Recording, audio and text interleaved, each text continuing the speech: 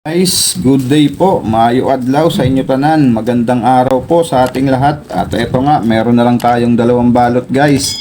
Sa huling balot nga natin ito, napakarami natin nakuha. Tatlong 2008, isang commemorative na Miguel Malvar, isang 2017 na AU condition, at yung 10 baht na foreign coin na nasalit dito sa atin. At mamaya po, papakita ko sa inyo kung ano yon. Okay, at eto nga. Buksan na natin yung isa guys para konting-konti na lang to. Dalawang video na lang to guys. Bago tayo magsimula, maraming salamat po sa aking mga subscriber na patuloy na sumusuporta po sa aking channel. Maraming salamat po sa inyong lahat guys. Lalong-lalo na sa mga nag-share po ng ating video at nagla-like. So maraming salamat po sa inyong lahat. At sa mga bago po sa ating channel, welcome po sa Coins TV. At kung bago ka pa nga lang po at di ka pa nakasubscribe, pasuyo na po ng subscribe button at pakishare po at ilike natin yung ating video. At yung bell button po, huwag nyong kalimutan para updated po kayo sa mga susunod pa nating coin hunting series. Okay guys, buksan na natin to.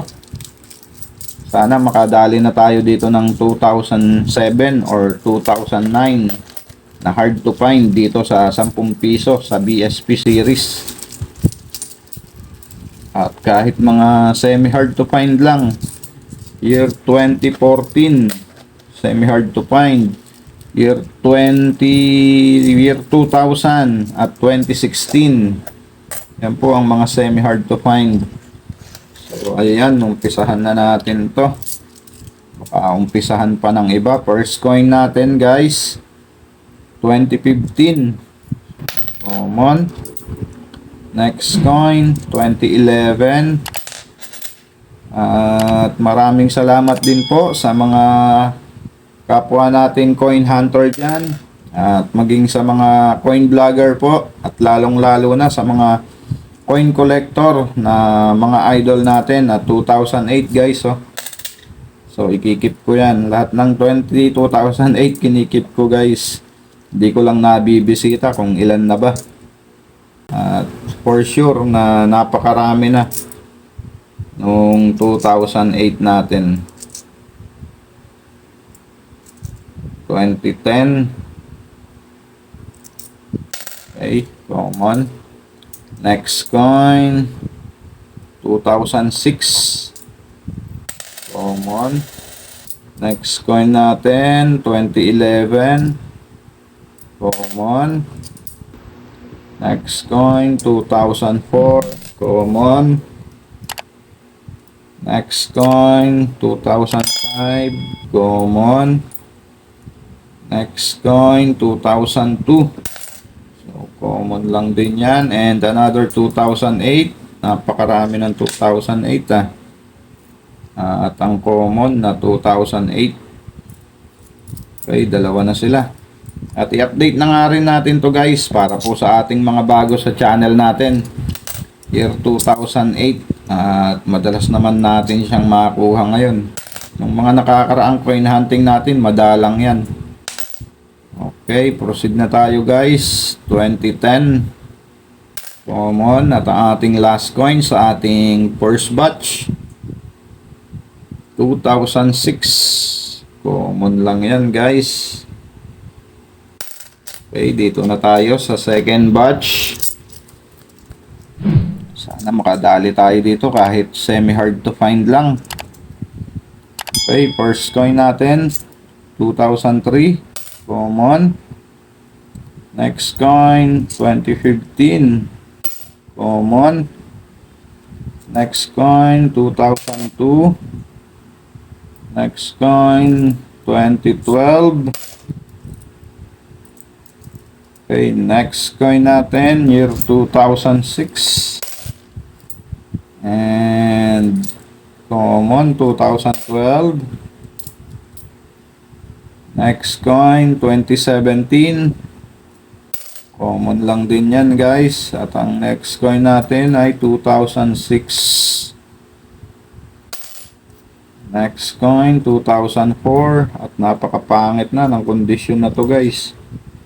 Nabugbog na ng nabugbog.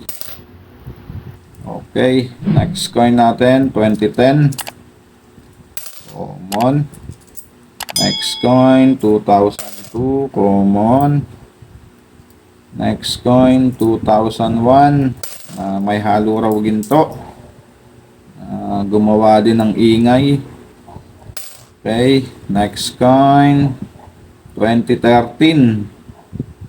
So, madalang na rin to ngayon guys. Napakadalang na rin itong 2013 na to. Di magtatagal, mauubos na rin to. At ikikip din natin yan.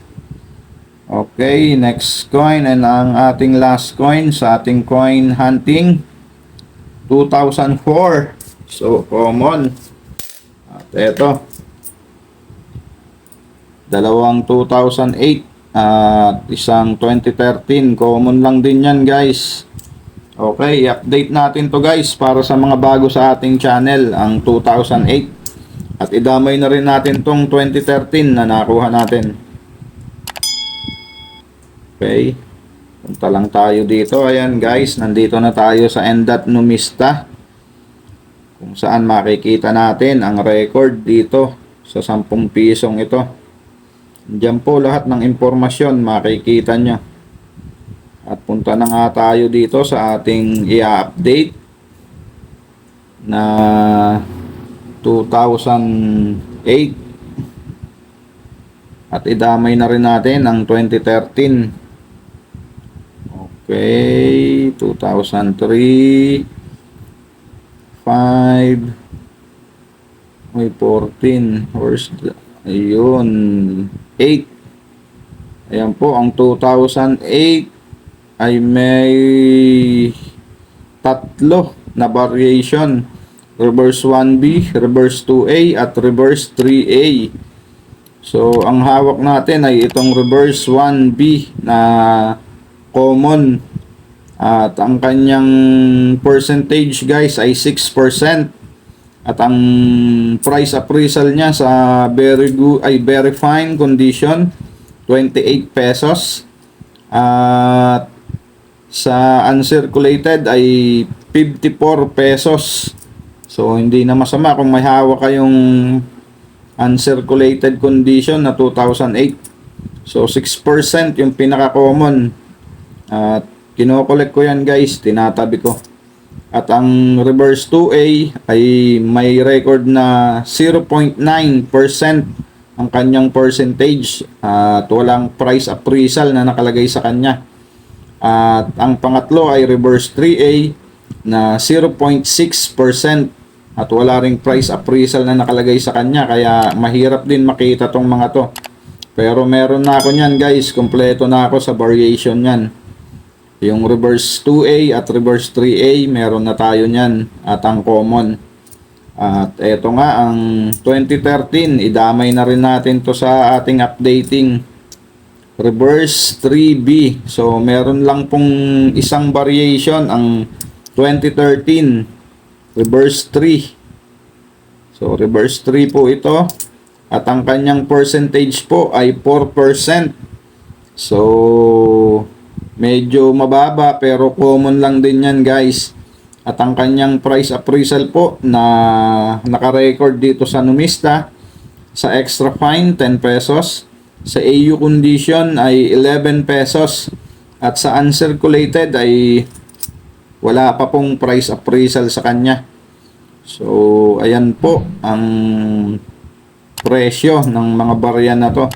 At yung 2013 na to guys, hindi magtatagal, magiging semi hard to find na rin to dahil napakadalang na nitong makita sa ating sirkulasyon. Okay, yun lamang guys. Maraming salamat po sa inyong pagsama sa ating coin hunting. At ayan nga, nakadalawa tayong 2008. So keep safe guys and God bless.